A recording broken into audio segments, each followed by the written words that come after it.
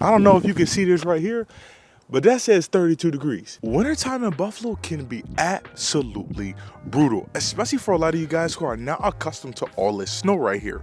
Maybe it's because of how much snow has been coming lately, or maybe it's like the randomness of the snow. I don't know, but what I do know is how to navigate through all these Buffalo winters. And my promise to you guys is to help you guys get prepared as much as possible. It's not as bad as you may think, but you have to respect the Buffalo winters, or you're gonna be unprepared and miserable at the same time. Now, I don't know if you can see this right here, but that says 32 degrees. Look at that right there. 31 degrees, but it feels like 11 degrees. The crazy part is it could be 40 in 2 days or 45 in 3 days. Craziness. Over the last few years, it feels like most of our snowfall has been coming that week leading up into Thanksgiving, all the way until about mid-January, till about the end of January, right?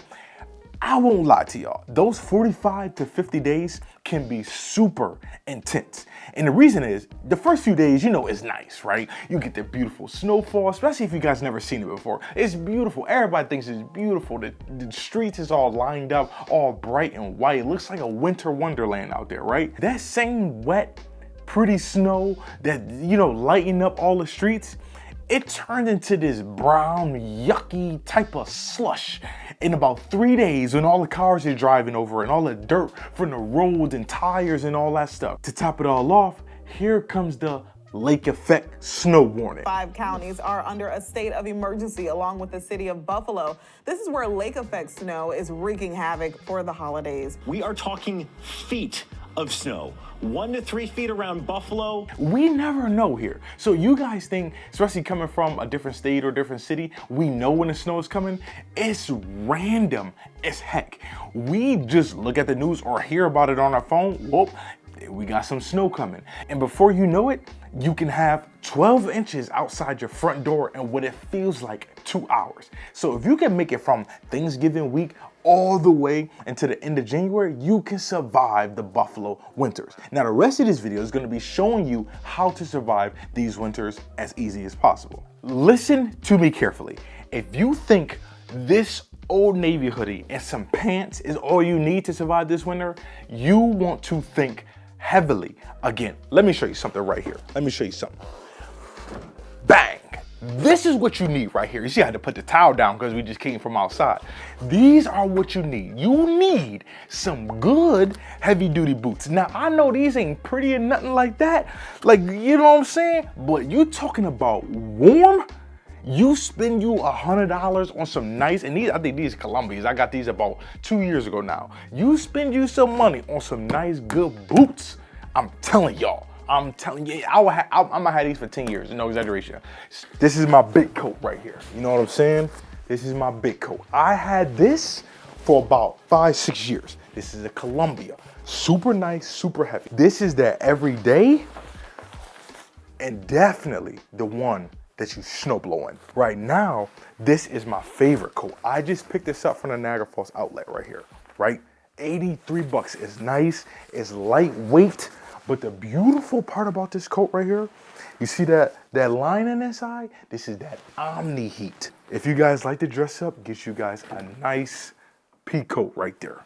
Fly, you good now. As y'all can tell, I'm past that age of thinking cool is gonna override being warm.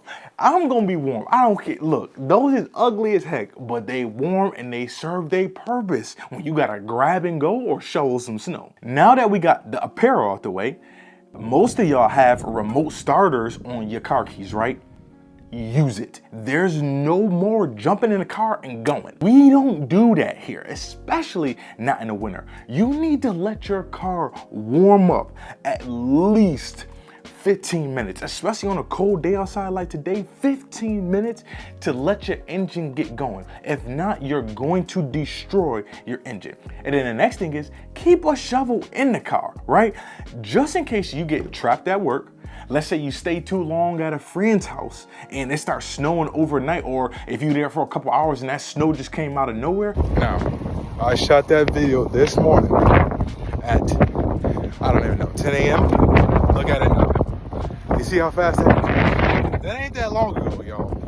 All right, the first thing I always recommend, especially for y'all, never shovel, always use your legs, never your back, because you're going to hurt yourself really trying to get out of it. But for y'all who live inside the city, y'all going to be doing this every morning. So I will get used to this because they don't be plowing y'all streets. Right now, look at this street right here. This is the city of Buffalo right here, off of Hurdle.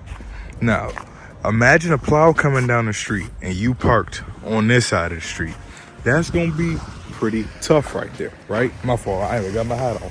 But that's gonna be pretty tough. When that plow, look at this car passing down. Imagine a big plow coming down and they literally pushing all that snow right in front of your car. So make sure you guys are prepared when it comes to, if you work in the morning, come out at 30 minutes or an hour earlier to make sure that you can dig yourself out. Buy a good shovel. The dollar store shovels are no good. Go to Walmart, go to Wegmans, be having them, they're a little expensive, or go to like a Value home center. Value has extremely good shovels for like 20 bucks, 17 bucks, and they're good, they last long. But don't cheap out on a shovel. I'm not saying you gotta spend 50 bucks on a shovel, but spend $20, $30 on a good shovel. And for those of you who have a driveway, your best investment you can make to save your back, your shoulders, and just time, get a snowblower. The moment people hear any type of storm here, everyone floods to the supermarket. Is it for good reason? Yes. Sometimes though, it's just a pure overreaction to a lot of things, right? Don't be surprised if you hear, hey, we got a winter storm coming, or we got some lake effect snow coming, and you walk inside the grocery store and the aisles are completely empty. Here's my advice. Always keep a little bit of extra groceries in the house during the winter months. That way you're not panicking with everybody else rushing to the grocery store after work trying to get some stuff. And when you're shopping there for those extra items, try to get things that can be cooked easily and can potentially be cooked without a stove. Just in case your power goes out, you're not frantically trying to find food, right? For example, if I don't really eat these too much, but I know a lot of people do. If you eat oodles and noodles, or what people call, I call them oodles and noodles, but some people call ramen noodles. If you get that, let's say your power goes out, right? And you have a gas stove, you can easily heat up some water, and now you have a meal for yourself. Or if you're like me and you don't eat that stuff, you can grab a couple extra boxes of elbow noodles, or rigatoni, or whatever type of noodles that you like. Get a couple jars of sauce or some marinara sauce, and now you guys have spaghetti.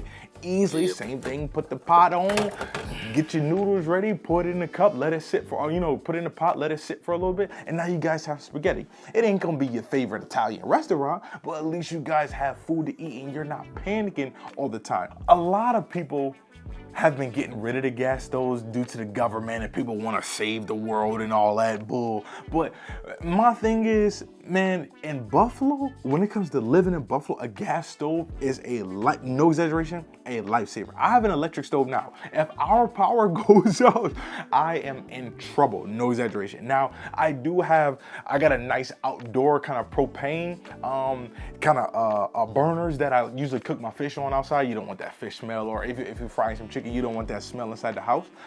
But if we go out of power, man, that's all I have is my propane tank and, my gas burners on the outside. And who wants to be cooking outside during a winter storm? Gas stoves are lifesavers here. You don't know how many times as a child those October storms or any crazy blizzards that we had when I was a child, that gas stove saved us, because not only can you cook on it, obviously, but you can also use it as a source of heat. You cut those burners on, now your igniter is not gonna work, right? You gonna get that tick, tick, tick, tick, tick, tick, tick. Man, you just light a match, light up all the burners, right? You have that full burner going on, and now you guys have some heat going on inside your house. Now, what you do, if you do that, right? Because obviously your gas is not gonna go out, just your power went out. So if you guys do that, word of caution, just put a couple pots of water on the stove. That way you can have that boiling or that steam come off, and then that way, you're not getting all that gas smell inside the house, and you don't feel like you got a headache or anything at that point. And then every now and again, I will open up a couple windows just to let everything vent out. Your house may be a little bit steamy, but shoot, at least you got some heat. Now, for lake effect snow, for a lot of you guys that has never experienced that, it's pretty much when the lake is not frozen all the way. Lake Erie is what I'm talking about. All the rivers are not frozen all the way. We get some climate change of hot and cold. Basically, it sweeps over the lake and we get dumped on, right? Lake effect snow, it not only comes in a large amount, but it comes super, super fast. So when you guys hear about the city shutting down, it's typically because we got a foot and a half, 2 feet in a matter of 6 hours. Do you know how much snow that is to get a foot of snow in 2 hours, 3 hours? I'm talking about whiteout, no visibility. I mean, and the thing that hurts us the most is because when that happens, it's not really the snowfall that really affects us. Yes, that's a lot of snow, but what really sucks is around Buffalo is because of the wind. When you guys are in a tunnel like that, when the wind picks up and it's coming down super fast, you cannot see a thing. No exaggeration. Here, and then we're gonna get to how to drive in just 1 second. Let me finish this.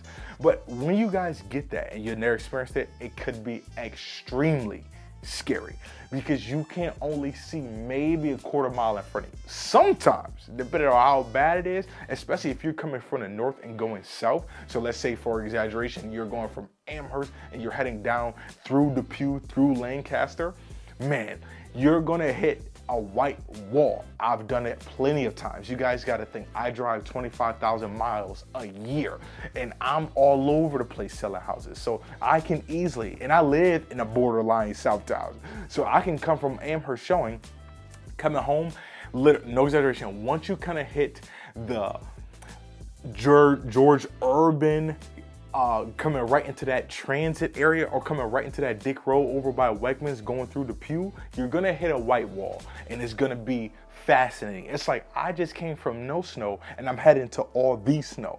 This is very scary if you guys have never experienced this. So how do you drive in snowy conditions like this?